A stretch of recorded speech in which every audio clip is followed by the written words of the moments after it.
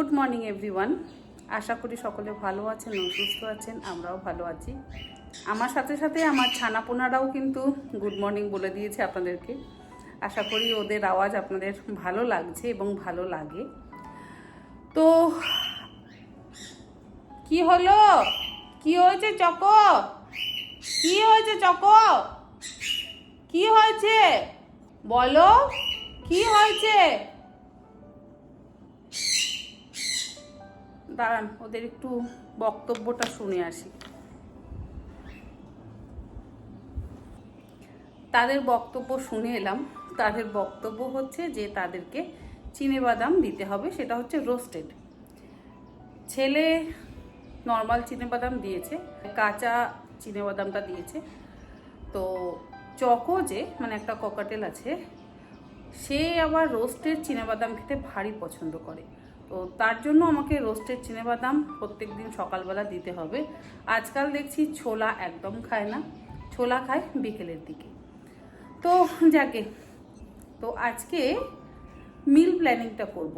মিল planning আমি সবসময় করে রাখি, কারণ মিল প্ল্যানিংটা যদি করে রাখা হয় তাহলে কাজটা বেশ অনেকটা এগিয়ে থাকে।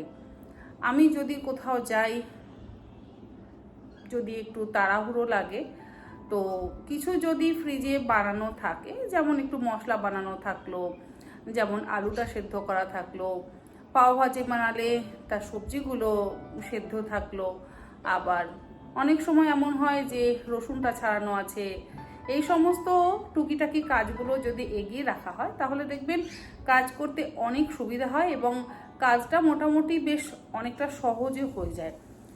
যেমন একটু চিকেনটা যদি ম্যারিনেট করে রাখি, তাহলে যদি ছেলে বলে যে চিকেন রাইস খাবো, তাহলে ফটাফট করে ওই ম্যারিনেট করে রাখা চিকেনটা কড়াইয়ের মধ্যে দিয়ে জাস্ট একটু সতে করে নিয়ে তারপর তার মধ্যে রাইসটা দিয়ে পোলাও মতনও করে দেওয়া যায় বা ফ্রাইড রাইস মতনও করে দেওয়া যায়।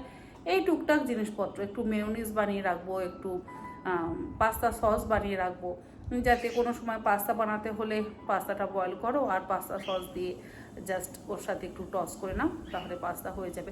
এই টুকটাক কাজগুলো যদি এগিয়ে রাখা হয়, আমি বাড়িতে না থাকলেও ছেলে নিজে বানিয়ে খেতে পারবে।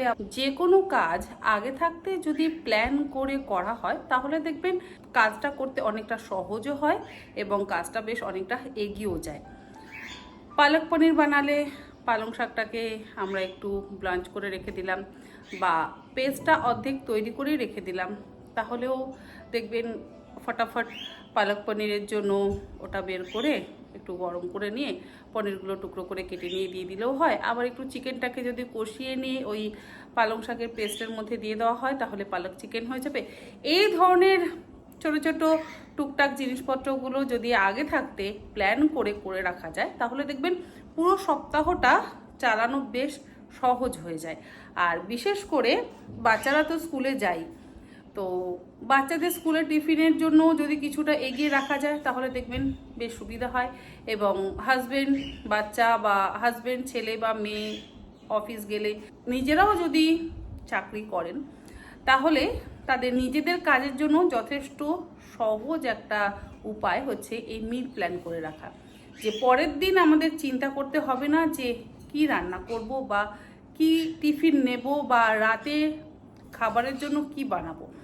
একটা নোটবুক আমরা যদি রাখি নিজেদের জন্য, তাহলে দেখবেন সেই নোটবুকে সোমবার, মঙ্গলবার, বুধবার, বৃহস্পতিবার, এবার সোমবার ব্রেকফাস্টে কি হবে, দুপুরে কি হবে, রাত্রে কি হবে, এই জিনিসগুলো যদি ভেবে ভেবে করে রাখা যায় এবং সবজি বাজারটাও যদি সেই অনুযায়ী করা হয় তাহলে দেখবেন কাজটা করতে অনেক সহজ এবং সুবিধাও হবে।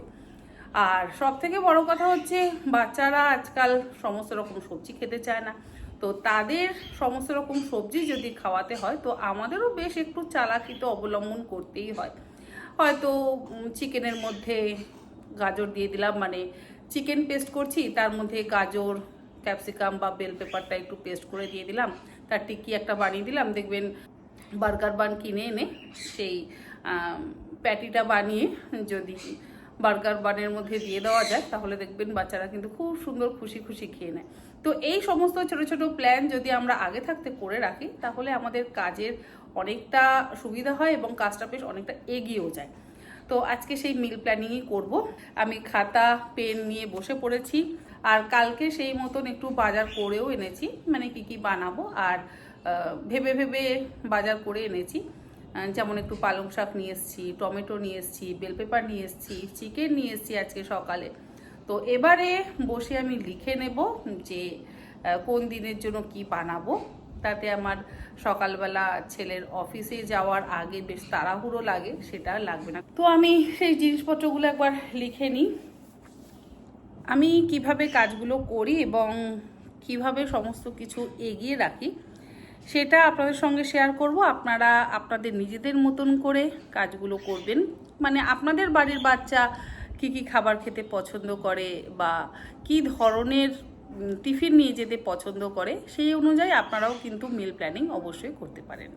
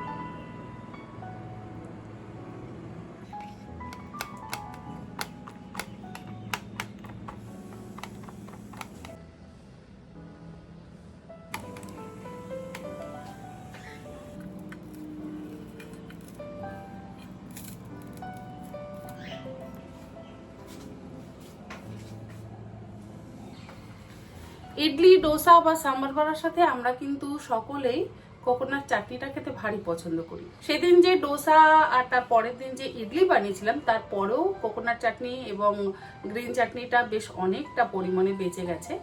তো সেটা আমি ডিপ ফ্রিজে স্টোর করে রাখলাম। বড় বড় কিউব হবে এরকম সিলিকনের মোল্ড আমার কাছে আছে। তো সেই সিলিকনের মোল্ডের মধ্যে আমি দুরকম গ্রিন চাটনি ডিপ ফ্রিজে রেখে দিলাম। যখন সেগুলো জমে যাবে তখন সেগুলো আমি আবার বের করে কোনো এয়ারটাইট কন্টেনারের মধ্যে করে ভরে বা জিপলক প্যাকের মধ্যে করে ভরে রেখে দেব। এতে কি হবে, আমাদের কাজটা বেশ অনেকটা এগিয়ে থাকলো। নেক্সট যখন আমরা আবার সকালবেলা ব্রেকফাস্টের জন্য ডোসা বা ইডলি যাই বানাই না কেন, আমাদের চাটনি বানানোর আর হেডেক থাকবে না। একটা কিউব বের করলাম, কিছুক্ষণ রেখে দিলাম বা একটু মাইক্রোওয়েভ করে নিলাম, আমাদের চাটনি কিন্তু রেডি।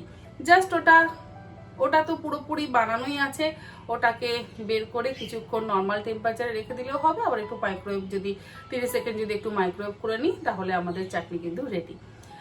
এই গেল আমার ফার্স্ট মিল প্ল্যান। চাটনিটা কিভাবে বানিয়েছিলাম রেসিপিটা শেয়ার করা হয়নি, কুকিং চ্যানেলে এই রেসিপি কিন্তু আছে। পরে চেষ্টা করব এই চ্যানেলেও আপনার সাথে রেসিপি শেয়ার করতে। এবারে একটু আলু সেদ্ধ বসিয়ে দেব। অনেক সময় দেখবেন আলু পরোটা করতে গেলে বা আলু তরকারি করতে গেলে যদি একটু সেদ্ধ আলু ফ্রিজে থাকে, তাহলে দেখবেন জাস্ট 5 মিনিটে ফ্রিজ থেকে বের করে খোসাটা ছাড়িয়ে একটু কালো জিরে, কাঁচা লঙ্কা বা একটু ফোড়ন দিয়ে বা একটু জিরে ফোড়ন দিয়ে, যে কোনো ফোড়ন ব্যবহার করে সাদা তেল বা সর্ষের তেলের মধ্যে আলুটা একটু নাড়াচাড়া করে একটু টমেটো দিয়ে ভেজে নিলে কিন্তু মোটামুটি আলু তরকারি রেডি হয়ে যায়। আর একটু হলুদ গুঁড়ো, একটু কাঁচা লঙ্কা, একটু লবণ, ব্যাস আলু তরকারি রেডি। আলুটা সেদ্ধ করে নেব।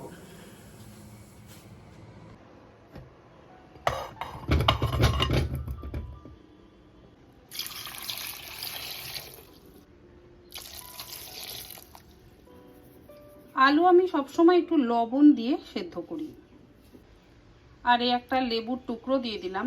লেবুটা বাইরে থেকে শুকিয়ে গেছিল, তো লেবু দেওয়ার কারণে প্রেসার কুকারটা বেশ পরিষ্কার থাকবে। প্রেসার কুকারটা কিন্তু কালো হয়ে যাবে না। যাদের অ্যালুমিনিয়ামের প্রেসার কুকার, তারা কিন্তু এই টিপসটা অবশ্যই অবলম্বন করতে পারেন। তাহলে দেখবেন প্রেসার কুকার আলু সেদ্ধ হলে কখনোই কালো হবে না।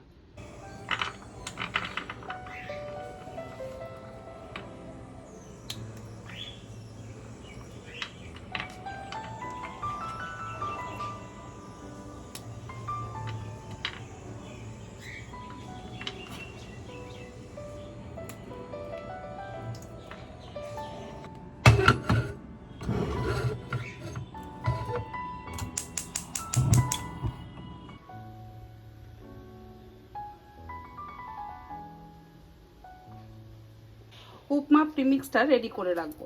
তার জন্য কড়াইতে অল্প একটু সাদা তেল, দুটো শুকনো লঙ্কা, একটু কালো সর্ষে, বিউলির ডাল আর ছোলার ডাল, কাঁচা লঙ্কা কুচি, আদা কুচি, হিং আর কারি পাতা ফোড়ন দিয়ে দিলাম। এবারে লো ফ্লেমে একটু ভেজে নেব। এর মধ্যে একটু কাজু বাদামের টুকরোও দিয়ে দিলাম।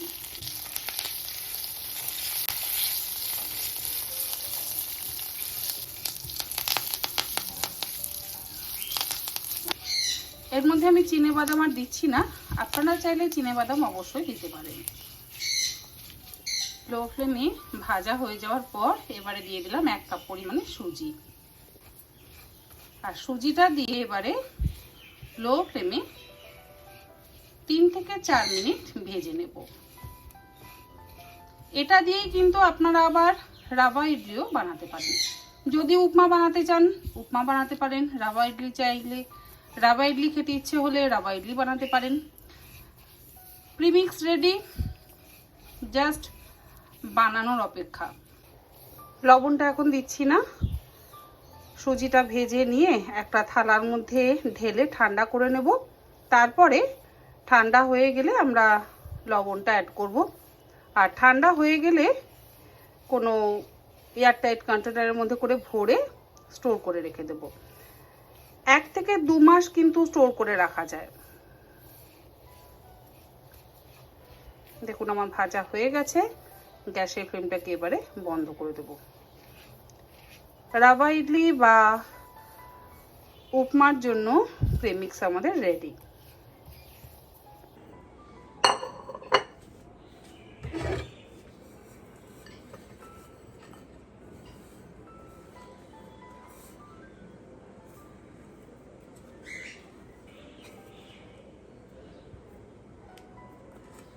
ফ্যানের নিচে এইভাবে ছড়িয়ে একটু ঠান্ডা করে নেব, তারপরে বক্সে ভরে নেব।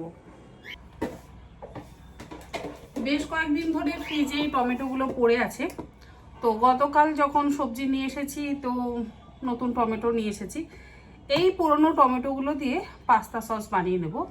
পাস্তা সস বানালে মোটামুটি সেটা দিয়ে আমি পিৎজাও বানাতে পারবো, আবার কখনো কখনো যদি প্রয়োজন পড়ে তাহলে বাটার চিকেনও বানিয়ে নিতে পারবো। তবে আজকে পাস্তা সসও বানাবো, আবার বাটার চিকেনের জন্য গ্রেভিটাও একটু বানিয়ে রাখবো। যদি বাটার চিকেন বানাতে হয় তাহলে বাটার চিকেন বানিয়ে নেওয়া যাবে, তা না হলে আবার পনির বাটার মশলাও কিন্তু বানিয়ে নেওয়া যায়। তো এই টমেটোগুলো দিয়ে সেটা করে রাখবো।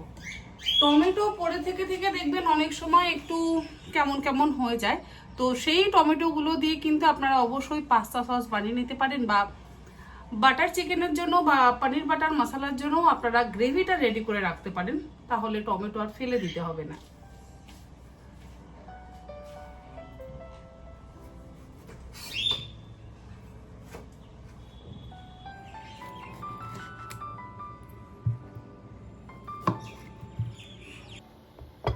আলু সেদ্ধ হয়ে যাওয়ার পর টমেটোগুলোকেও সেদ্ধ করে নিচ্ছি।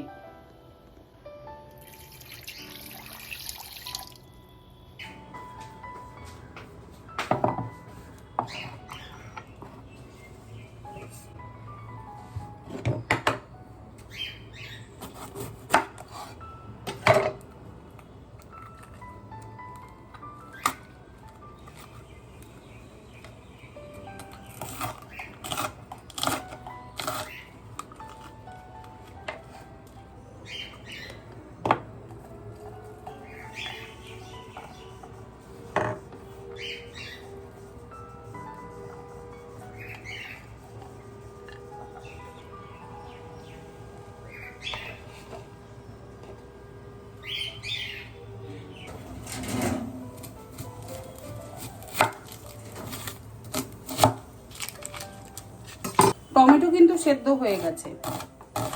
এবারে আমি পেঁয়াজ, রেড বেল পেপার, রসুন আর কয়েকটা পাকা লঙ্কা নিয়ে নিচ্ছি। পেঁয়াজ নিচ্ছি একটা বড় সাইজ আর একটা মিডিয়াম সাইজ।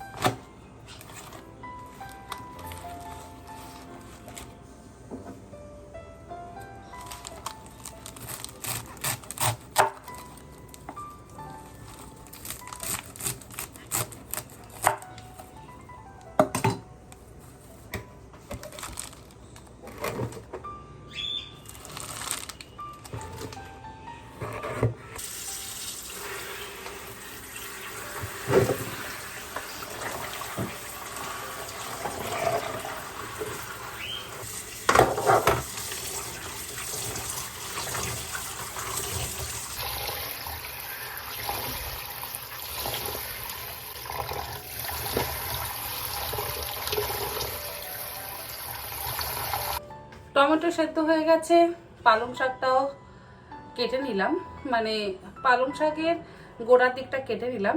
এবারে পালং শাকটাও সেদ্ধ করে নেব। টমেটোটাকে জাস্ট তুলে নেব, যে জলটা আছে সেই জলের মধ্যেই পালং শাকটাকেও ব্লাঞ্চ করে নেব। জাস্ট একটা সিটি দিচ্ছি। আমি টমেটো সেদ্ধ করতেও একটা সিটি দিলাম, পালং শাক সেদ্ধ করতেও একটা সিটি দিলাম, দিয়ে তারপর আবার একটু ঠান্ডা জল দিয়ে দেবো যাতে সবুজ রঙটা থাকে। আর এবারে পালং শাকটা সেদ্ধ হতে হতে কড়াইতে আমি পাস্তা সসটা বানিয়ে নেব। সমস্ত কিছু কেটে আমি আবার ধুয়ে নিয়েছি। আর টমেটো যে সেদ্ধ করে নিয়েছি, টমেটোর খোসাটা কিন্তু আমি ছাড়িয়ে নেব। টমেটোর খোসা কখনোই ব্যবহার করবেন না, টমেটোর খোসা ছাড়িয়ে নিয়ে তারপরে যে কোনো সস বা গ্রেভির জন্য ব্যবহার করবেন।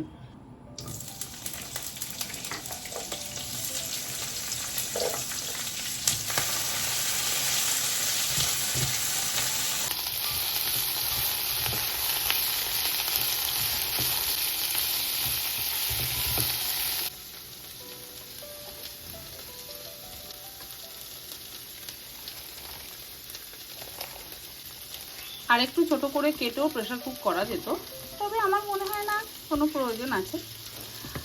কাটতে গেলে আবার একটু সময় লাগতো, যতটা ফাঁকি দিয়ে কাজ করা যায় এই আর কি।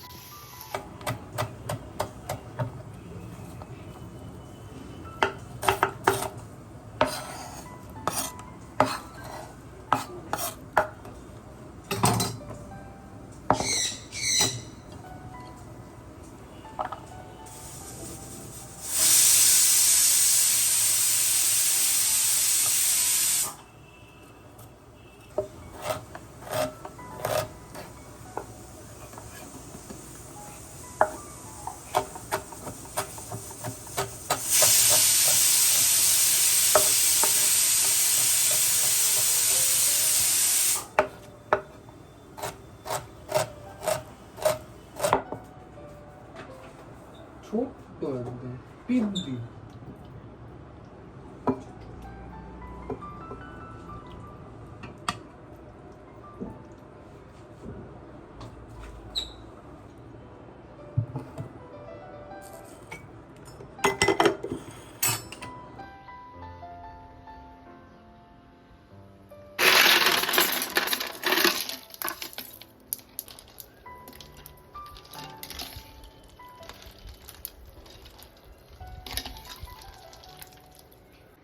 পাস্তা সসটা রেডি করে নেওয়ার পর ওই একই কড়াইয়ের মধ্যে তেল দিয়ে তার মধ্যে দিয়ে দিলাম তেজপাতা, ছোট এলাচ, দারচিনি, জয়িত্রী, আর দিচ্ছি কিছু গোটা জিরে, 4-5টা দিয়ে দিচ্ছি লবঙ্গ,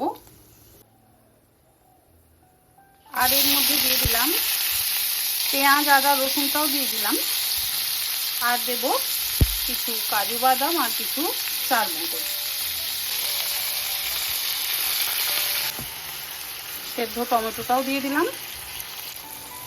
একবারে টমেটোগুলোকে সেদ্ধ করে নিয়েছিলাম, তাই আর আলাদা করে সেদ্ধ করতে হয়নি। এখানেও সেদ্ধ করা যেত, তাতে কোনো অসুবিধা ছিল না, তবে যখন টমেটো সেদ্ধ করছি তাই ভাবলাম একবারেই করে নিই, তাহলে আর সময় বেশি লাগবে না। এবারে এর মধ্যে একটু লবণ দিয়ে দেব, তারপরে ঢাকা দিয়ে সেদ্ধ করে নেব।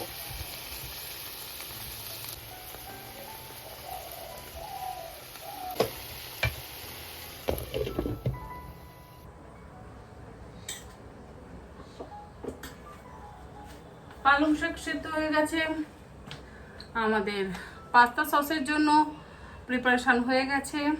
বাটার চিকেনের জন্য আমি পেঁয়াজগুলো ভেজে নিয়েছি, আলু সেদ্ধ হয়ে গেছে। এবারে চিকেন টিক্কা একটু ম্যারিনেট করে রাখবো, আর একটু চিকেন স্টেক ম্যারিনেট করে রাখবো। ইনস্ট্যান্ট উপমার জন্য কিন্তু আমাদের প্রিপারেশন করা হয়ে গেছে, ওটা ঠান্ডাও হয়ে গেছে মোটামুটি। এবারে আলুও সেদ্ধ হয়ে গেছে। আর এবারে কি করব, মেয়োনিজ বানাবো। মেয়োনিজ বানানো ভীষণই সহজ, মেয়োনিজ বানাতে গেলে লাগবে আমাদের পনির, কাজু বাদাম, একটু রসুন আর লবণ আর একটু গোলমরিচের গুঁড়ো, ব্যাস। এই দিয়ে আমি মেয়োনিজটা বানিয়ে রাখবো। ভেবেছিলাম অ্যাভোকাডো স্প্রেড বানিয়ে রাখবো, সেটা আর হয়তো হবে না। নেক্সট দিন অবশ্যই অ্যাভোকাডো স্প্রেড আপনাদের দেখাবো।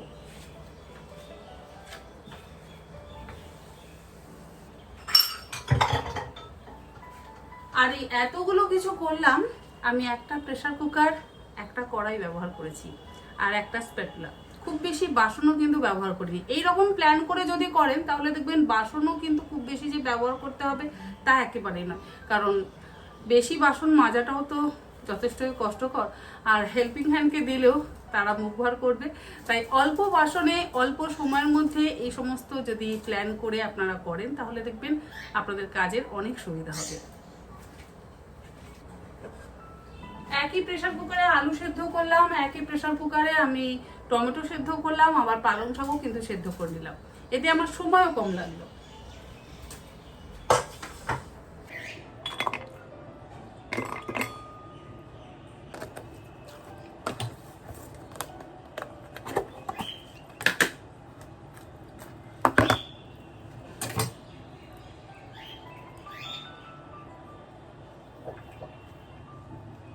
দিলাম এর মধ্যে কাজু বাদাম, পনির।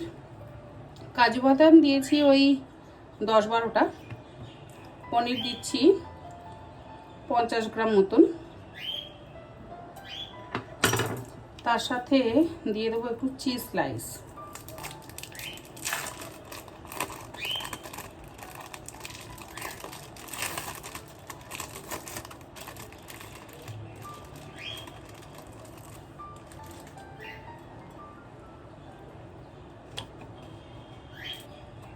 দুটো চিজ স্লাইস দিচ্ছি।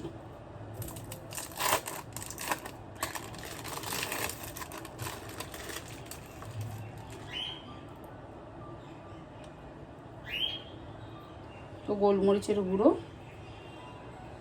যদি রসুন পাউডার থাকে তাহলে রসুন পাউডারও ব্যবহার করতে পারেন।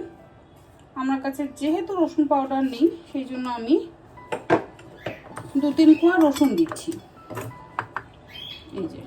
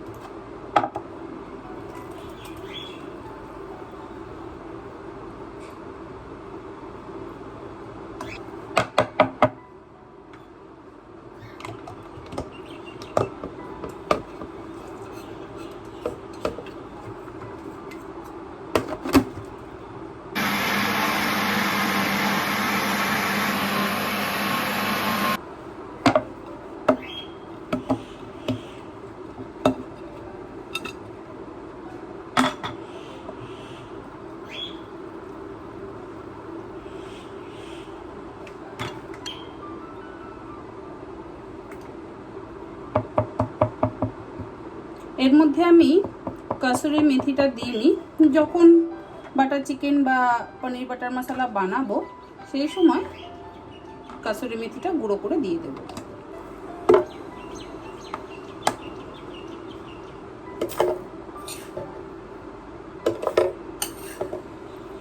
ইডলি আর উপমার প্রিমিক্সও কিন্তু আমাদের রেডি, ঠান্ডা হয়ে গেছে। এবারে এর মধ্যে দেব সল্ট।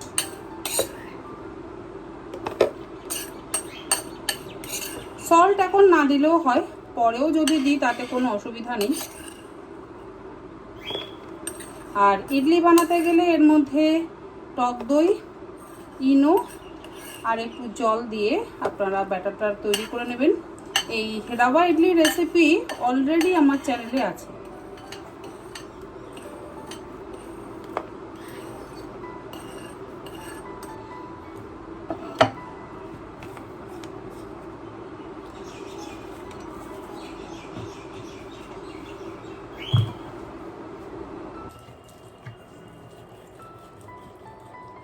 চিকেন ব্রেস্টের পিস নিয়ে এসেছি, আর এই যে এক্সট্রাগুলো আছে এগুলোকে না আমি কেটে রেখে দেব। এগুলো দিয়ে টিক্কার পিস বানিয়ে নেব।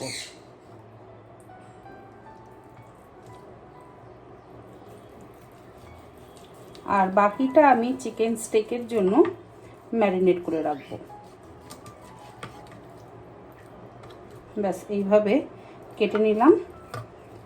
সাইড থেকে যে ফ্যাটগুলো আছে সেগুলো কেটে নেব।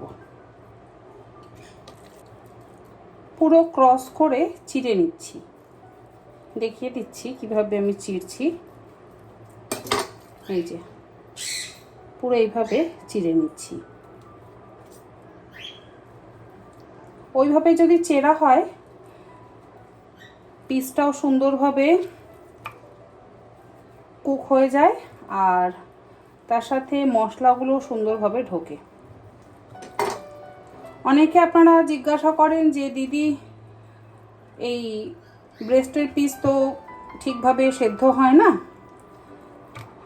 এইভাবে যদি আপনারা কাট করেন তাহলে খুব সুন্দরভাবে কিন্তু সেদ্ধ হয়ে যাবে।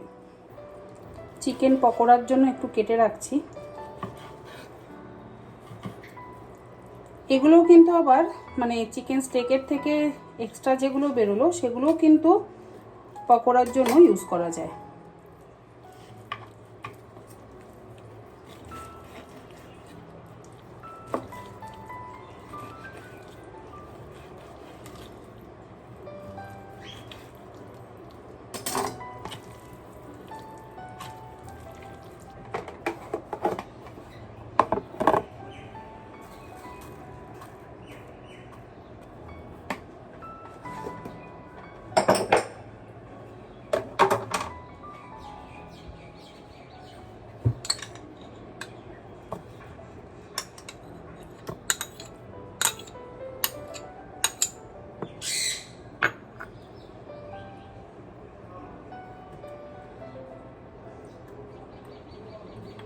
আদা রসুন বাটা 2 টেবিল চামচ, তার সাথে গোলমরিচের গুঁড়ো আর টক দই 1/2 কাপ পরিমাণে একসাথে ভালো করে মাখিয়ে নিচ্ছি। মাখিয়ে নিয়ে এবারে এগুলোকে ওর মধ্যে দিয়ে দেব। কোনো রকম লঙ্কা আমি ব্যবহার করলাম না, লঙ্কা পরেও ব্যবহার করা যায় যখন বানানো হবে। ভালো করে মাখিয়ে নিচ্ছি, আর কোনো রকম তেলেরও ব্যবহার করছি না। এইভাবে যদি মাখিয়ে রেখে দেওয়া হয়, লবণ দিচ্ছি না, লবণ যখন করব তখন ব্যবহার করব। এই ছোট ছোট জিনিসগুলো আবার মনে রাখতে হবে। লবণ ব্যবহার করলে অনেক সময় দেখা যায় একটু শক্ত হয়ে যায়, তাই জন্য শুধু টক দই, গোলমরিচের গুঁড়ো আর আদা রসুন বাটা দিয়ে আমি ম্যারিনেট করে রাখছি। পেরি পেরি মশলাও ব্যবহার করা যায়, কাশ্মীরি লঙ্কার গুঁড়োও ব্যবহার করা যায়, তবে এটা যখন রান্নাটা করব সেই সময় ব্যবহার করব। ব্যাস এটা মাখানো হয়ে গেল। এবারে পকোড়ার জন্য আমি ছোট ছোট যে পিসগুলো কেটে রেখেছি, পকোড়া বানাই বা টিক্কা বানাই, তার মধ্যে একটু আদা রসুন বাটা আর গোলমরিচের গুঁড়ো মাখিয়ে রেখে দেব। খুব বেশি জিনিস অ্যাড করব না, নর্মাল ফ্রিজে কিন্তু রাখবো, ডিপ ফ্রিজে রাখবো না। আর ওই কন্টেনারের মধ্যেই আমি মাখছি, যাতে আমাকে আর আলাদা করে কোনো বাটি ব্যবহার করতে না হয়। হ্যাঁ, এটার মধ্যেও অবশ্যই মাখা যায়।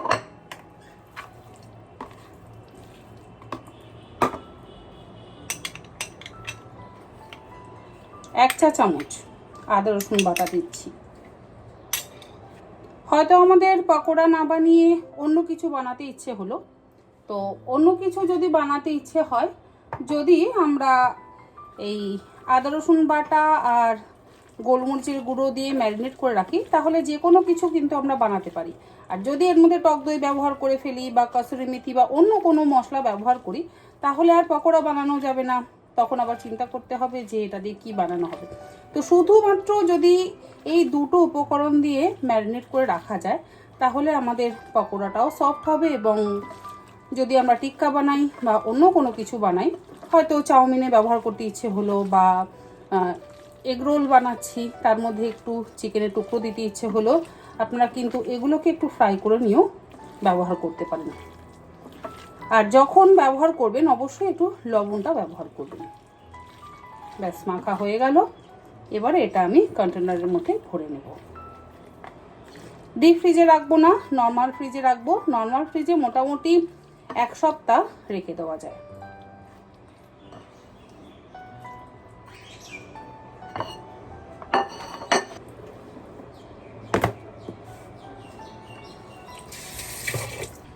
আর এই যে দেখিয়ে দিচ্ছি, দেখুন কেমন সুন্দর চাটনি জমে গেছে।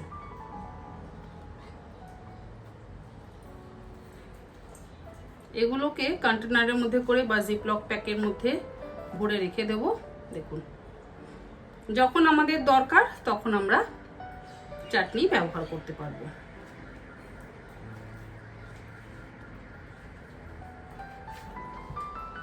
আমি জানি না আপনাদের আমার এই মিল প্ল্যানিং ভিডিও কেমন লাগলো।